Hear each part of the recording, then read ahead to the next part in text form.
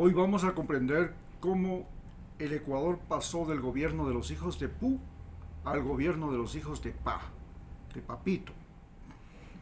El gobierno que tenemos ahora es un gobierno de adolescentes, prácticamente de jóvenes, entre comillas, de muchas mujeres y todas de raza blanca, todas cercanas o dentro del círculo de los niños dandy de Quito y de los pelucones de Guayaquil.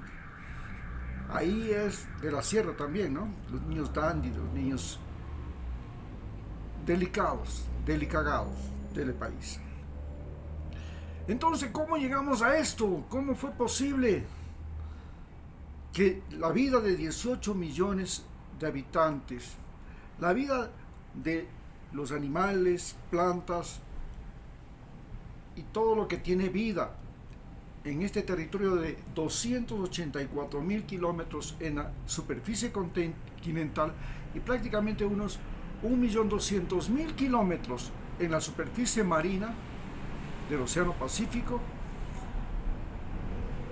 pudieran llegar a ser propiedad sometida al capricho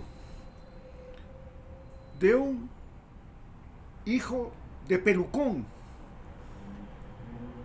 del más rico exportador de banano del Ecuador y del mundo, que ahora gobierna este país. Y lo gobierna respaldado al 100% por el embajador norteamericano Kilpatrick y por la embajada norteamericana, porque la embajada norteamericana y el embajador Kilpatrick sabe que este gobierno no le va a decir adiós a la guerra del narcotráfico, no le va a decir adiós a la custodia que tiene de 200.000 kilómetros cuadrados en el Océano Pacífico de territorio ecuatoriano, ahí alrededor de las Islas Galápagos, y no le va a decir adiós a la base de Manta.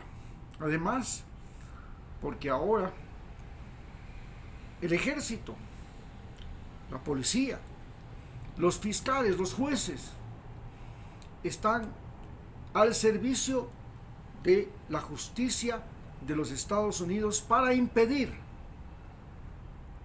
que los narcotraficantes puedan introducir drogas en los Estados Unidos y que lleguen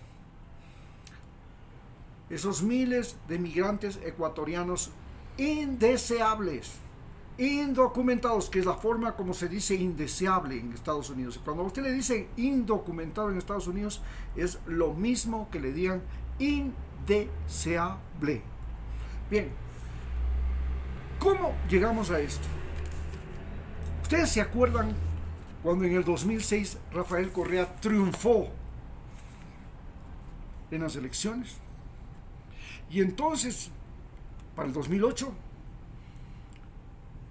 volvió a convocar a elecciones y previa a la aprobación de una nueva constitución. Se aprobó una nueva constitución, la del 2008, y luego vinieron nuevas elecciones. Y en esas nuevas constituciones y esas nuevas elecciones le permitieron a Rafael Correa y a los de Alianza País gobernar el territorio ecuatoriano con una mayoría, no solamente en la Asamblea Nacional, que recién se creaba, sino además en la mayor parte de consejos provinciales, consejos cantonales, o sea, en los gobiernos seccionales. Esto fue arrasador, arrasó con todo lo que había. Era una popularidad monstruosa. ¿Y qué pasó? Rafael Correa, un brillante ecuatoriano, no solamente brillante ecuatoriano como estudiante, sino que cuando se desempeñó como profesor y cuando se desempeñó como presidente del Ecuador, fue espectacular, extraordinario, mucho mejor que Bukele, porque era más inteligente, más preparado, tenías más conocimientos. Y ¿Qué es lo que hizo grandioso Rafael Correa? Primero, él se dio cuenta que en la sociedad del siglo XXI no es el Partido Comunista, no es el Partido Socialista, no es el partido, los movimientos capitalistas o neoliberales o liberales, tampoco las teocracias las que están determinando el nuevo orden mundial. El nuevo orden mundial está determinado por las cosas, por las máquinas. Y entonces él se dijo, muy bien, hay que cambiar la infraestructura del país.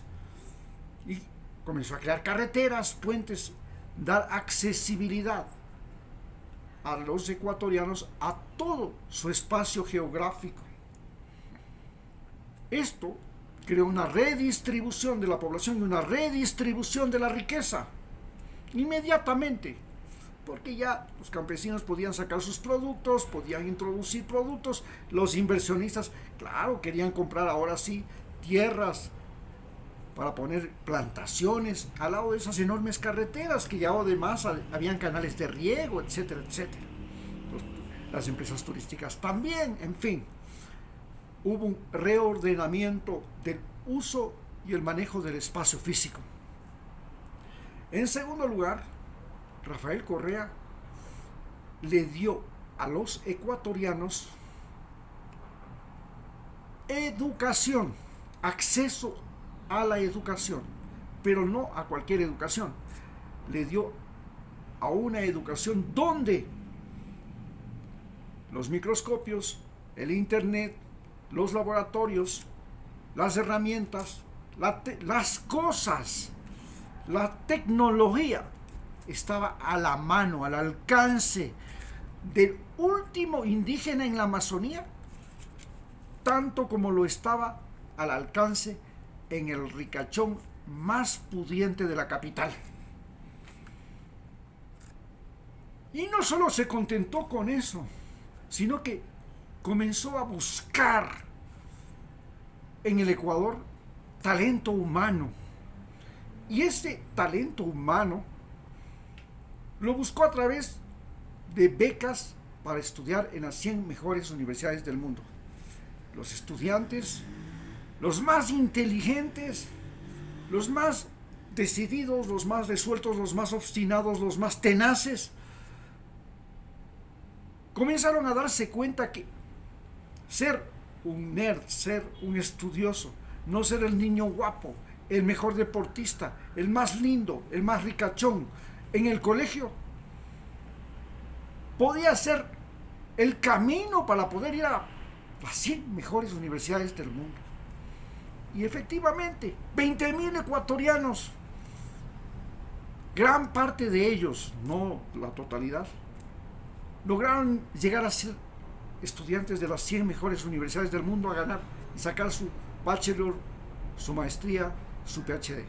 Pero, no sé, por ahí también no faltaron los resbalosos, oportunistas, esbirros, porque Rafael Correa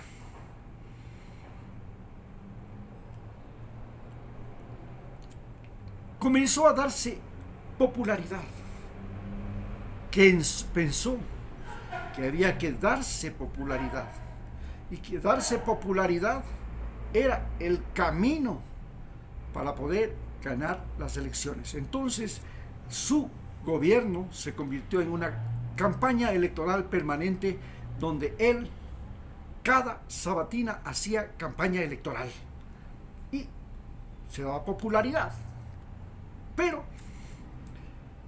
los que le comenzaron a rodear, los que se tomaban la foto con él, los que se ponían en la primera fila, los que querían bailar el viernes antes de la sabatina, esos eran los esbirros, los ladinos, los mentirosos, los Lenin Moreno. Esos ladinos mentirosos, Lenin Moreno, llegaron a tomarse el partido Alianza País. Se apropiaron del partido. Y finalmente comenzaron a colocar en las candidaturas para todo a esos ladinos, mentirosos, hipócritas, sabidos, oportunistas, esbirros. Finalmente, a Rafael Correa lo tenían embobado, diciéndole que era el mejor presidente del Ecuador y yendo a recibir premios honoris causa aquí, allá, allá y acá. Lo tenían embobado, porque si bien en las sabatinas él mostraba todo lo que había hecho y hasta su billetera, lo que se había conseguido cada semana en el país, en ese lugar, en las provincias, en todo, los logros, lo que se había invertido, la plata, dónde fue a parar la plata, dónde fue a parar el trabajo. Finalmente Rafael Correa no pudo darse cuenta que él se había convertido en una luz en esta noche neoliberal que atraía a los más perversos, corruptos, hijos de Pu de este país. Y terminó gobernando con esos hijos de Pu, que luego ganaron las siguientes elecciones con Lenín Moreno y pasaron a gobernar el Ecuador. Cuando llega Lenín Moreno, Rafael Correa, que había dado recursos económicos, policías, militares, médicos a Lenín Moreno para que ayudara a los discapacitados, a los enfermos, a los de enfermedades trágicas y a toda esta gente que estaba abandonada en este país. Lenín Moreno logró reunir 14,000 de estos individuos, les carnetizó y los convirtió en partido político. Y creó su propio partido político, el partido político de los discapacitados. Pero además se alió, se unió con todos estos esbirros, ladinos, hijos de Pu, que habían logrado invadir el movimiento Alianza País y se apropiaron de él. Pusieron una nueva coordinadora, directora del partido, un nuevo director del partido. Llenaron de candidatos todas las áreas, los gobiernos seccionales, los gobiernos locales, inclusive ganaron en la Asamblea Nacional. Y pueden ustedes creer que de 136 asambleístas llegaron a sacar 75, es decir, eran mayoría. Y esa mayoría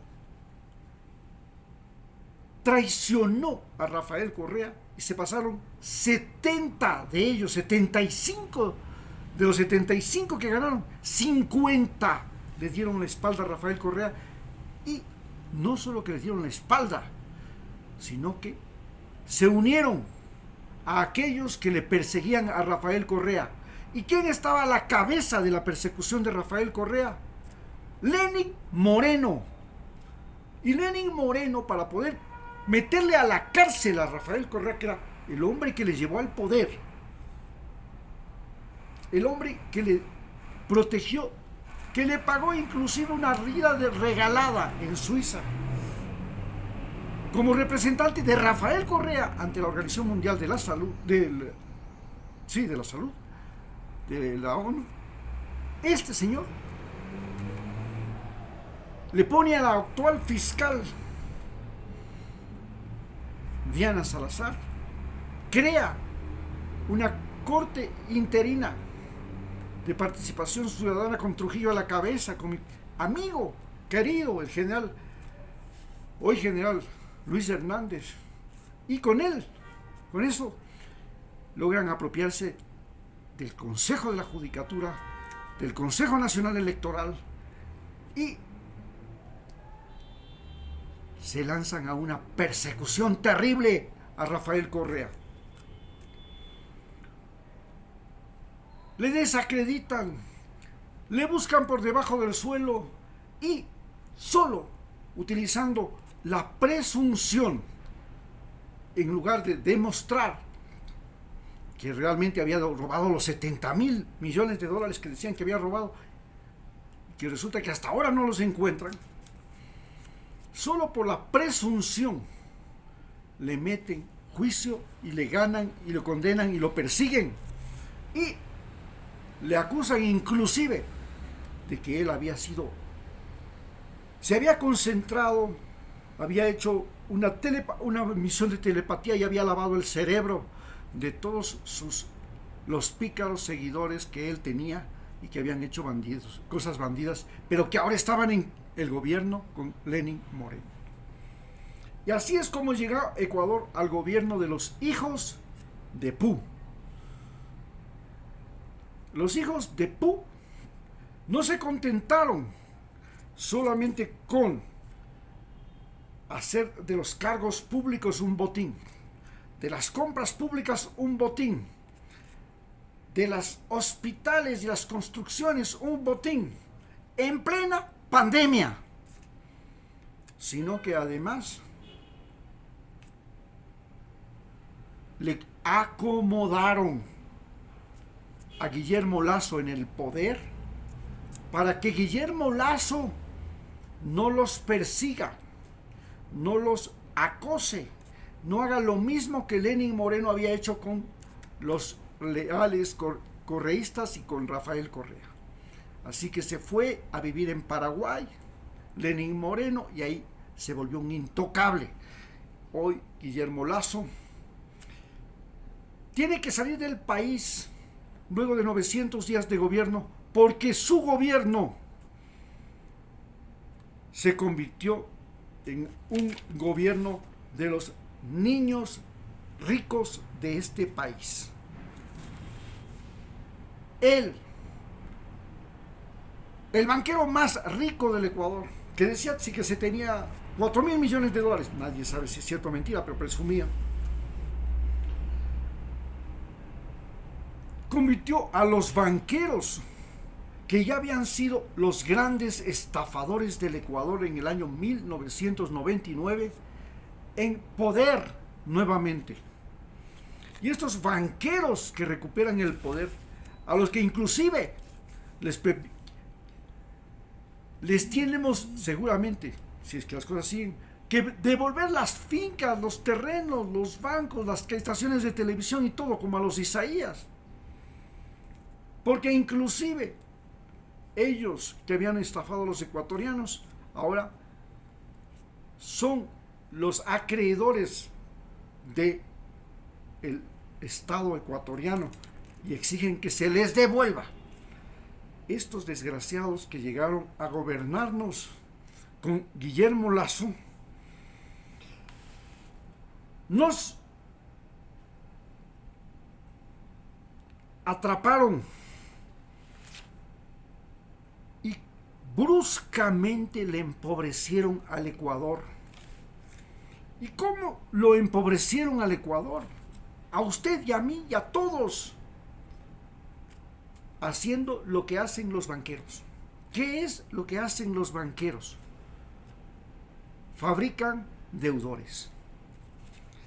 Primero, nos metió en esa guerra del narcotráfico que la inició Lenín Moreno y que este señor la declaró ya frontalmente. Y para eso se convirtió en un vendepatria. Les regaló, entre comillas se llama canjear deuda, las Galápagos por $1,000 millones a los Estados Unidos y a los acreedores internacionales, a los que teníamos que pagar porque nos habían prestado dinero. Pero Lenín Moreno y Guillermo Lasso convirtieron a los préstamos internacionales en botín.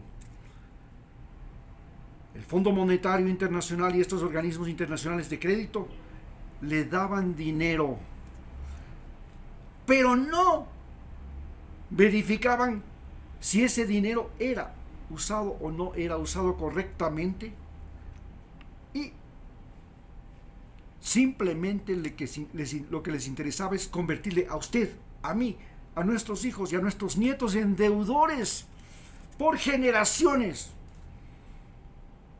y a unos préstamos que nadie sabía qué diablos eran los intereses, cuánto iban, porque el problema no era a qué préstamo y a qué interés nos prestaban. El problema es que esos prestamistas sabían que Ecuador, como muchos otros países pobres, iban a incumplir con los pagos, y que había entonces la posibilidad de aumentarles los intereses por mora y además los intereses por gastos judiciales, y eso se volvía una deuda impagable. Guillermo Lasso cambió. Cuando sale Rafael Correa, el Ecuador debía 20.000 millones de dólares y hoy día debe 80.000 millones de dólares. Cada ecuatoriano nace con una deuda que supera los 4.000 dólares desde el día que está en el vientre materno hasta el día que se muera, y todavía esa deuda se la va a pasar a sus hijos y a sus nietos. Nos convirtieron en botín a usted y a mí. Ahora tenemos que trabajar todos los días como esclavos para poder producir dinero, que el Estado nos cobre impuestos y con esos impuestos pagarles esta deuda. Nos convirtieron en esclavos, como los españoles convirtieron en esclavos a los indígenas mediante el denominado concertaje. Exactamente. Lo mismo que hicieron los españoles hace 500 años, lo hicieron los bancos internacionales con nosotros, con usted y conmigo. Y este señor nos deja endeudados. Pero no solamente que nos deja endeudados, sino que nos mete en una guerra llamada la guerra al narcotráfico, en la que tenemos que comprar armas, equipar el ejército, multiplicar la policía, ampliar las cárceles, pagar a jueces, a fiscales, que nos cuestan cada preso que va a la cárcel más que lo que nos cuesta un estudiante universitario. ¿Y quién nos vende las armas? ¿Quién nos vende los radares? ¿Quién nos vende los helicópteros? ¿Quién nos vende los uniformes? ¿Quién nos vende los sistemas de comunicación? ¿Y para qué? Para que nosotros, usted y yo, paguemos la comida, la movilización, el transporte, y los mismos soldados ecuatorianos y policías ecuatorianos entreguen su vida con el fin de que en Estados Unidos no les llegue la cocaína, que en ese país la demandan, tiene un precio exorbitante, lo mismo que en Europa, y que solamente con que legalizaran la cocaína en ese país y legalizaran la cocaína en Europa, se resuelve el problema. Porque esto ya lo hicieron antes. Un tiempo prohibieron el alcohol y entonces, como el alcohol valía mucho y porque estaba prohibido, tuvieron la Gran Depresión y nacieron las mafias en Estados Unidos. Luego, ante la impotencia de controlar la marihuana, porque se dedicaron los norteamericanos a sembrar marihuana en las áreas protegidas de los Estados Unidos donde no podían fumigar, entonces decidieron legalizar la marihuana. Pero gracias a que no legalizan la cocaína, entonces la cocaína vale una fortuna. Y si no es Ecuador, es Perú. Y si no es Perú, es Bolivia. Y si no es Bolivia, es Colombia. Y si no es Colombia, es Brasil. Y si no es Brasil, es Paraguay. Y si no es Paraguay, pues México. Y si no es México, pues cualquier país pobre va a convertirse en productor de cocaína o de fentanilo. Porque la cocaína y el fentanilo valen oro. El día que no valgan nada, como pasó con el tabaco, como está pasando con la marihuana, o como pasa con el alcohol, se deja de ser un problema. Pero gracias a esta guerra al narcotráfico, Estados Unidos pone y quita presidentes, controla las Fuerzas Armadas, controla la prensa, controla la policía, controla los jueces, persigue a los que no quiere, como Rafael Correa, como Lula. Y todavía más, tiene el cinismo de ponernos presidentes hijos de pa. ¿Qué diferencia existe entre los presidentes hijos de pu y los hijos de pa? Que los hijos de pu ya sabemos cómo nacieron, cómo se hicieron. Y los hijos de pa, de papito, que son los que nos gobiernan ahora, son unos aniñados, alienados por los Estados Unidos. Son aliens. Son gente a la que le han lavado el mate y que le han hecho creer que con la ayuda del Estado, de los Estados Unidos, ellos pueden devolverle al Ecuador la paz que se ha perdido en estos trágicos gobiernos de Lenín Moreno y Guillermo Lasso, y por la terrible secuela de la pandemia y por el precio de la cocaína. Y esta paz que se nos ofrece, que se dice que nos va a llegar gracias a que usted y yo y todos los ecuatorianos ahora tenemos que pagar un ejército, una policía, presos en las cárceles, fiscales, jueces, que nos cuestan más que los mismos estudiantes universitarios, para impedir que Estados Unidos sea inundado de drogas. Pero como la cosa es grave y se le salió de las manos, hoy Ecuador ya no solo es exportador de cocaína, hoy es exportador de invasores llamados indocumentados, llamados migrantes, llamados mestizos, llamados hispanos, la gente más odiada en este momento en Norteamérica. Y nos hemos convertido, por obra y gracia de la pandemia, de los gobiernos hijos de pu, y ahora por este gobierno hijo de pa, de papito, del papito más rico del Ecuador, del Alvarito Noboa, y de los niños pelucones que están en el poder, que en un país de los nuevos vikingos, los nuevos invasores de Estados Unidos, los nuevos colonos de Estados Unidos, nosotros, que estamos siendo expulsados de nuestro propio país, porque la mayor desilusión que los ecuatorianos tienen es la desilusión de su propio país, porque en su propio país los hombres son unos hijos de pu. ¿Cómo son unos hijos de pu? Porque no sus madres sean putas, sino que los hijos de pu son aquellos que tienen la plata, por encima de la vida. Las mujeres putas son aquellas que la plata es más importante que su propia vida y la vida de sus hijos. Y por la plata abren las piernas, se venden a cualquiera. Los hombres ahora en Ecuador, esos mercenarios, esos sicarios, esos políticos, esos periodistas, esos comunicadores sociales,